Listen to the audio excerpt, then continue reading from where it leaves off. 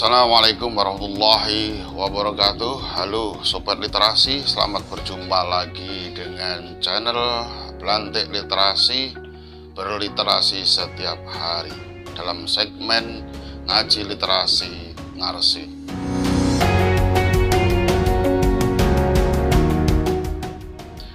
Pada pagi hari ini, mudah-mudahan Anda semua dalam keadaan sehat walafiat, sejahtera dan bahagia. Saya hanya ingin menemani kebahagiaan sobat literasi semua dengan berbagi sesuatu yang barangkali berguna tentang menulis. Saya ingin memberikan jawaban atas pertanyaan, apakah sebuah objek hanya ditulis untuk satu tulisan atau lebih? Saya punya jawaban bahwa satu benda, satu objek, banyak tulisan. Jadi judulnya, topiknya adalah satu objek, banyak tulisan.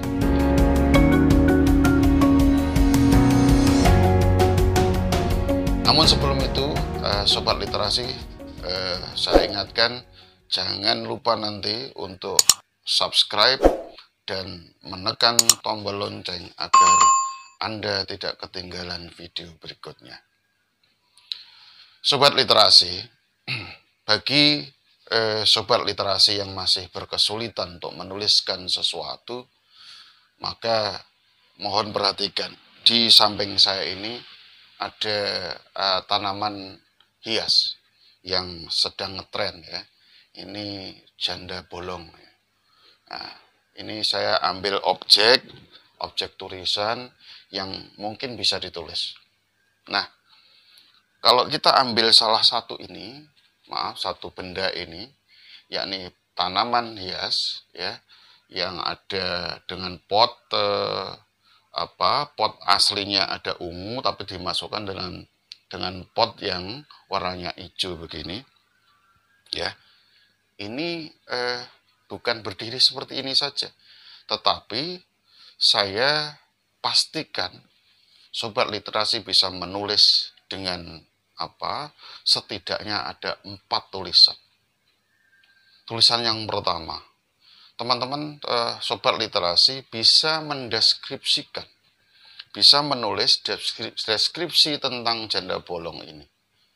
Ya, mendeskripsikan itu menggambarkan, seperti memotret. Jadi mulai dari kiri ke kanan, jadi bagaimana bentuknya dan seterusnya. Jadi digambarkan mulai dari kiri ke kanan atau dari atas ke bawah atau sebaliknya, dan ini bisa makin detail.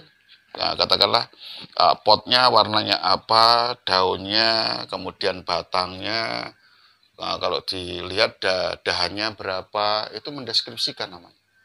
Jadi berapa jumlah daunnya, ini termasuk mendeskripsikan. Ya, apakah hanya itu saja loh? Ternyata ada tiangnya, penyangganya supaya kuat. Lalu medianya apa? Ini termasuk mendeskripsikan. Itu yang pertama, mendeskripsikan. Yang kedua, teman-teman bisa saja itu menarasikan. Menarasikan tuh katakanlah menceritakan bagaimana ya di dalam ruang hidup panjenengan, sobat literasi ini punya pengalaman tentang bunga seperti ini, tentang bunga seperti ini. Menarasikan kapan mendapatkannya, dari mana, kemudian diceritakan ini. Mendapatkan dari Batu misalkan, atau di daerah Malang misalkan, diceritakan kapan hari itu, bersama siapa, itu bercerita seperti mendongeng. Itu sebuah narasi sudah. Narasi tentang ini, bagaimana memeroleh tanaman hias janda bolong ini. Ya, itu yang kedua. Jadi deskripsi bisa, narasi bisa. Kemudian eksposisi. Eksposisi itu bisa diidentikan dengan tulisan proses. Lebih banyak ke bagaimananya misalkan.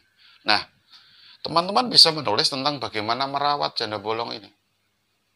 Bagaimana merawatnya, itu katakanlah per bulan atau per pekan atau per 3 bulan dan seterusnya.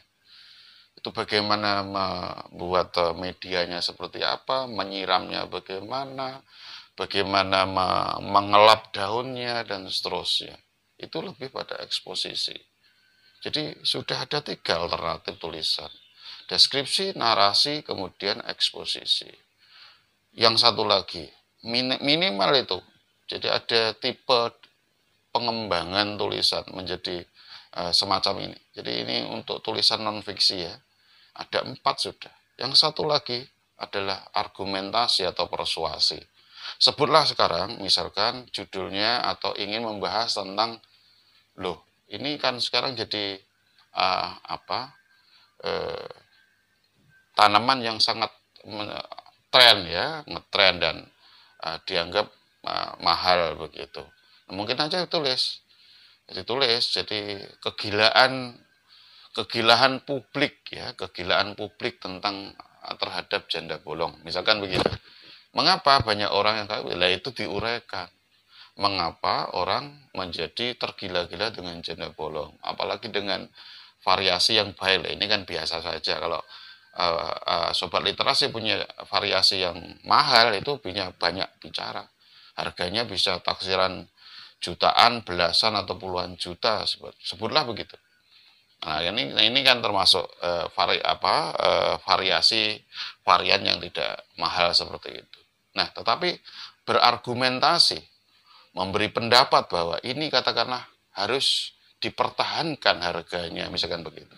Satu, atau sebenarnya mengapa janda bolong diburu orang. 2.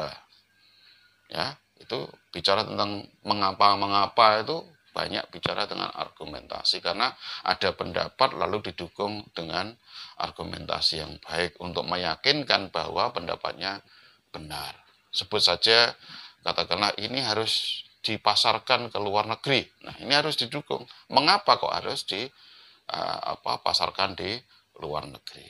Itu. Nah, ini sekadar contoh, teman-teman sekalian. Ini hanya menjadi untuk non-fiksi. Ada 4 tulisan yang bisa dibuat dari satu objek ini. Nah, bagi teman-teman yang suka nulis puisi, tentu bisa menulis puisi tentang ini. Sepanjang punya pengetahuan tertentu tentang tanaman hias, sehingga punya trigger tertentu, tertrigger dengan ini, lah muncul. Sangat boleh jadi itu. Satu, mungkin membuat puisi. Sangat boleh jadi juga yang suka cerpen menulis cerpen tentang ini. Jika tidak cerpen panjang, sebutlah membuat pentigraf. Cerpen 3 paragraf. Nah, itu bisa teman-teman sobat literasi menindaklanjuti dari ini. Sehingga jangan bingung.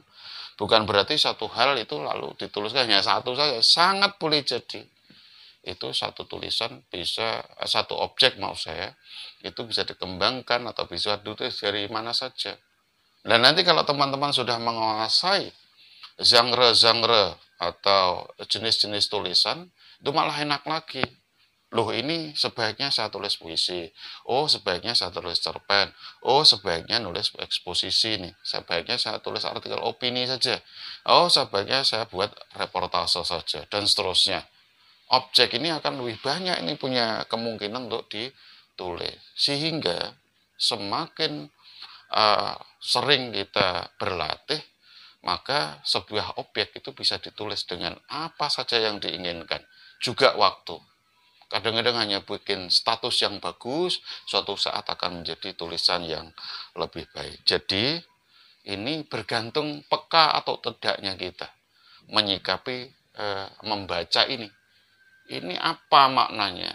Ya, bagi orang lain mungkin A maknanya, tapi bagi penulis bisa saja A plus atau A yang lain juga. Bisa macam-macam ini.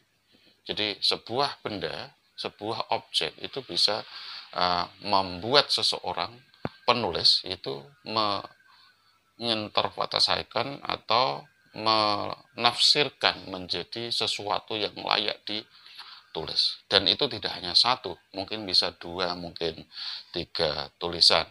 Inilah yang kemungkinan membantu kita menghadirkan banyak inspirasi kita dalam menulis dan sekaligus menindaklanjutinya dalam aksi menulis. Sobat literasi, mudah-mudahan ada manfaatnya. Saya kira demikian saja. Mudah-mudahan segera mempraktikannya ke depan.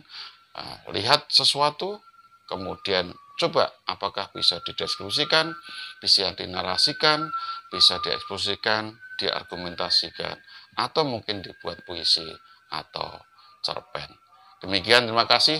Assalamualaikum warahmatullahi wabarakatuh.